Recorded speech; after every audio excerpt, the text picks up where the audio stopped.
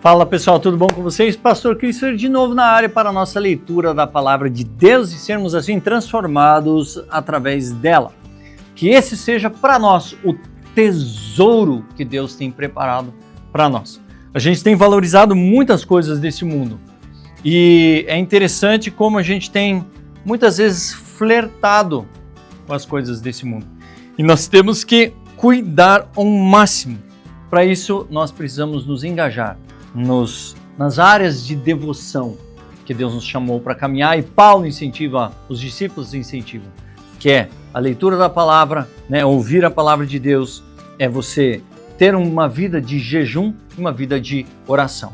E assim você fluir e fazer aquilo que Deus te chamou como propósito, cumprir o propósito de Deus aqui na terra. Isso é importante. E uma das premissas é o quê? Ler a Bíblia, ler a palavra de Deus todos os dias, para que você se encha dela, para que aquilo faça parte de você, ok? Esse é o objetivo pelo qual eu estou caminhando com vocês, para que a gente possa lê-lo juntos, ok? Lembrando também, vá num videozinho que eu mostro esta tabelinha aqui, ó. Esta tabelinha aqui, que é a tabela cronológica do Antigo Testamento. O cardzinho está aqui em cima e você irá para o vídeo que eu explico um pouquinho nessa tabela, o que tem nela, para que você se olhe lá e tem um linkzinho, e lá o linkzinho você pode baixar. É livre, procurei os direitos dessa pessoa, não achei para compartilhar, não achei, e como eu dei eu montei no Corel, eu mesmo como designer gráfico também, montei no Corel algumas partes ali, adicionei algumas coisas, então eu quero que você possa ter acesso a esse material, ok? E dito isso, nós vamos ler a Bíblia. Pega a sua Bíblia e venha junto comigo.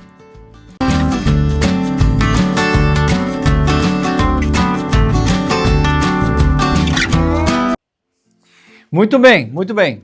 Pega lá a sua Bíblia, pegue o seu chá, ou café, ou o que você estiver tomando. Fiz um chazinho hoje para mim. Dando um tempo de café por causa do estômago. Mas logo eu vou voltar com o café. Café é bom demais. Aquele cafezinho bem passado. Não solúvel, café passado é o melhor. Aquilo é fantástico. Não tem o que pôr nem tirar. Beleza? Mas pega lá a sua Bíblia. Descrições, referências aqui embaixo. E vamos continuar lendo Eclesiastes 4:1 a 6:12. A palavra diz assim: vi ainda todas as opressões praticadas debaixo do sol, vi as lágrimas dos que foram oprimidos, sem que ninguém se consolasse. Vi a violência na mão dos opressores, sem que ninguém consolasse os oprimidos. Por isso considero mais felizes os que já morreram, mais do que os que ainda vivem. Porém, mais feliz do que uns e outros é aquele que ainda não nasceu e não viu as más obras que se fazem debaixo do sol. Então vi que toda fadiga e toda habilidade no trabalho provém da inveja do ser humano contra o seu próximo. Também isto é vaidade e correr contra o vento. O tolo cruza os braços e destrói a si mesmo. Melhor é um punhado de descanso do que ambas as mãos cheias de trabalho e correr atrás do vento. Então considerarei outra vaidade debaixo do sol. Um homem sem ninguém, que não tem filhos nem irmãos, mas que não cessa de trabalhar e cujos olhos não se fartam de riqueza. E ele não pergunta, para quem estou trabalhando se não aproveito as coisas boas da vida? Também isso é vaidade e enfadonho trabalho. Melhor é serem dois do que um, porque maior é o pagamento pelo seu trabalho. Porque se caírem, um levanta o companheiro, mas ai do que estiver só, pois caindo não haverá quem o levante. Também se dois dormirem junto, eles se aquecerão, mas se for um sozinho, como se aquecerá? Se alguém quiser dominar um deles, os dois poderão resistir. O cordão de 3 dobras não se rompe com facilidade. Melhor é o jovem pobre e sábio do que o rei velho e tolo, que já não se deixa admoestar. Porque ele saiu da prisão para reinar, embora tenha nascido pobre em seu reino. Vi todos os viventes que andam debaixo do sol, com o jovem sucessor que ficará em em lugar do rei. Era sem conta todo o povo que ele dominava, mas os que virão depois não estarão contentes com ele. Na verdade, também isso é vaidade e correr contra o vento. Guarde o pé quando você entrar na casa de Deus. Chegar-se para ouvir é melhor do que oferecer um sacrifício de tolos, que fazem o mal sem se dar conta. Que a sua boca não se precipite, nem se apresse o seu coração em pronunciar uma palavra diante de Deus, porque Deus está nos céus e você aqui na terra. Portanto, sejam poucos as suas palavras, porque das muitas preocupações vêm os sonhos, e de muito falar, palavras tolas. Quando você fizer algum voto a Deus, não demore a cumpri-lo, pois ele não se agrada de tolos. Cumpra o voto que você faz.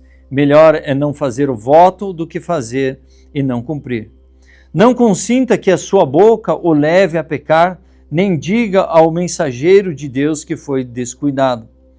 Por que fazer com que Deus fique irado por causa do que você diz e deixa que ele destrua o que você fez?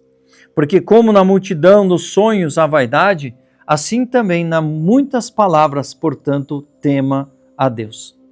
Se você notar em alguma província opressão de pobres e roubo em lugar do direito e da justiça, não fique admirado por isso, porque o que está num posto elevado tem acima de si outro mais elevado que o explora, e sobre esses há ainda mais outro mais elevado que também explora.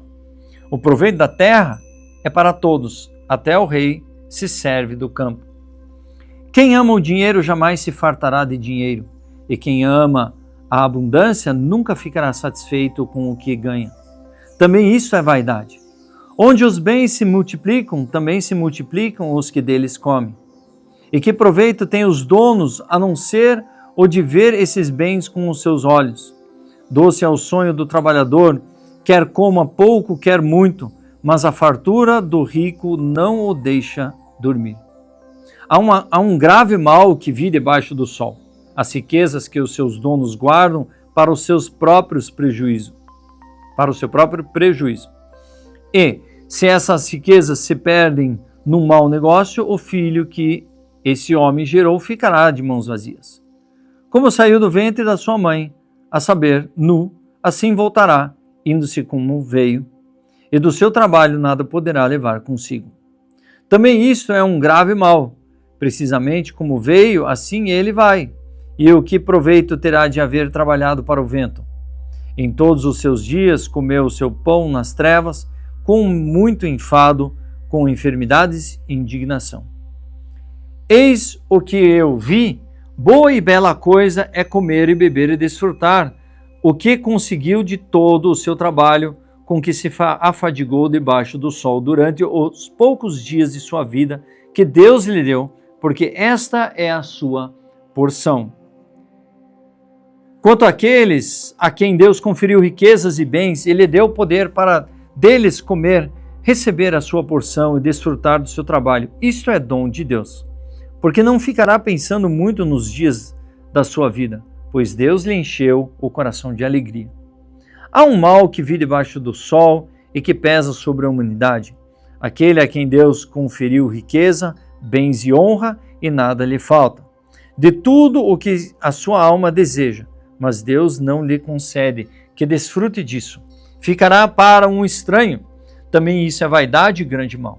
Se alguém gerar 100 filhos e viver muitos anos, até uma idade avançada, e se a sua alma não se fartar do bem, e além disso não tiver sepultura, digo que um aborto é mais feliz do que ele. Pois o aborto vem ao mundo para nada e desaparece na calada da noite, e as trevas encobrem o seu nome. Não viu o sol, nada conhece, pois tem mais descanso do que o outro. Ainda que aquele viesse duas vezes 1000 anos, mas não desfrutasse o bem, por acaso não vão todos para o mesmo lugar? Todo o trabalho do ser humano é para a sua boca, contudo o seu apetite nunca se satisfaz. Olha aí, ó. Esse é o apetite da alma. Mas toda hora nós temos que comer, né? Toda hora que tem café, lanche, almoço, lanche, janta e petisco à noite. Aí você varia, né? Café, almoço e janta, que nem lá em Piauí é café, almoço e janta, mas chegava no final, cara, a gente ia nos lugares, comia um sandubinho, um salgado, assim, só para dar aquela arrematada para de noite. Mas assim, tudo. Tem uma hora que a gente vai sentir a fome. E isso é alma. A alma é a mesma coisa. A gente deseja as coisas, consegue. Depois de um tempo aquilo não tem mais valor. E daí a gente quer outras coisas. Sempre aquilo que o outro quer. E esse apetite é voraz e nunca é satisfeito. Por isso que nós temos que nos satisfazer no Senhor. E aí nós entramos no propósito de Deus. Versículo 8. Pois que vantagem tem o sábio sobre o tolo, ou o pobre que sabe como sobreviver? Melhor é o que os olhos veem do que aquilo que a alma deseja. Também isso é vaidade e correr atrás do vento. Tudo que agora existe já recebeu um nome há muito tempo. E sabe-se o que é o ser humano e que não pode enfrentar quem é mais forte do que ele. Quando aumentam as palavras, aumenta a vaidade. Qual o proveito que se tem disso? Pois quem sabe o que é bom para uma pessoa durante os poucos dias de sua vida de vaidade, os quais ela gasta com sombra? Quem poderá lhe dizer o que vai acontecer debaixo do sol depois que ela morrer? Quem pode dizer? Quem? Não sabemos. O Senhor detém todo esse conhecimento. Amém? 2 Coríntios 6, 14, de 7 a 7. Não se ponha em julgo desigual com os descrentes, pois que sociedade pode haver entre a justiça e a iniquidade, ou que comunhão existe entre a luz e as trevas, que harmonia pode haver entre Cristo e o maligno, ou que união existe entre o crente e o descrente? Que ligação há entre o santuário de Deus e os ídolos? Porque nós somos santuário de Deus vivo, como ele próprio disse. Habitarei e andarei entre eles, serei o seu Deus e eles serão o meu povo. Por isso, o Senhor diz: saiam do meio deles e separem-se deles. Não toquem coisa impura e eu os receberei. Serei o pai de vocês e vocês serão meus filhos e minhas filhas, diz o Senhor Todo-Poderoso. Portanto, meus amados, tendo tais promessas, purifiquemo-nos de toda impureza, tanto da carne como do espírito, aperfeiçoando nossa santidade no temor do Senhor. Pedimos que vocês nos acolham em seu coração. Não tratamos ninguém com injustiça, não prejudicamos ninguém, não exploramos ninguém. Não falo para condenar vocês, porque eu já disse que vocês estão em nosso coração para juntos morrermos e vivermos. Estou sendo bem franco com vocês e tenho muito orgulho de vocês. Sinto-me grandemente confortado e transbordo de alegria em meio a toda a nossa tribulação. Porque quando chegamos a Macedônia, não tivemos nenhum alívio. Pelo contrário, em tudo fomos atribulados, lutas por fora, temores por dentro. Porém, Deus, que consola os abatidos, nos consolou com a chegada de Tito. E não somente com a chegada dele, mas também pelo consolo que recebeu de vocês. Ele nos falou da saudade, do pranto e do zelo que vocês têm por mim, aumentando assim a minha alegria. Salmo 47, 1 a 9. Batam palmas todos os povos, aclamem a Deus com voz de júbilo, pois o Senhor Altíssimo é tremendo, é o grande Rei de toda a terra. Ele nos submeteu os povos e pôs as nações debaixo dos seus pés, escolheu para nós a nossa herança e a glória de Jacó, a quem ele ama. Deus subiu em meio a aclamações, o Senhor ao som de trombeta. Cantem louvores a Deus, cantem louvores ao nosso Rei, cantem louvores.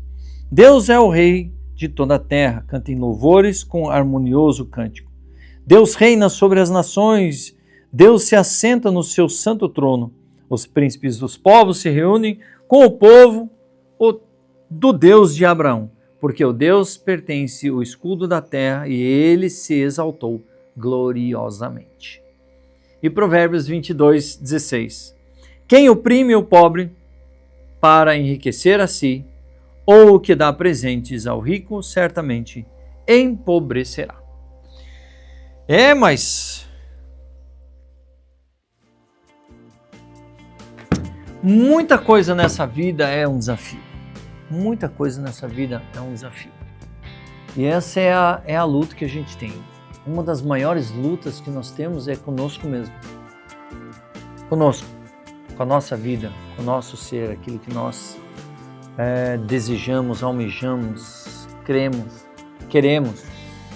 Eu digo assim, nossa, eu tenho pretensão, eu tenho ambições de alguns tipos, mas eu penso assim, o que isto vai glorificar a Deus? A questão é essa.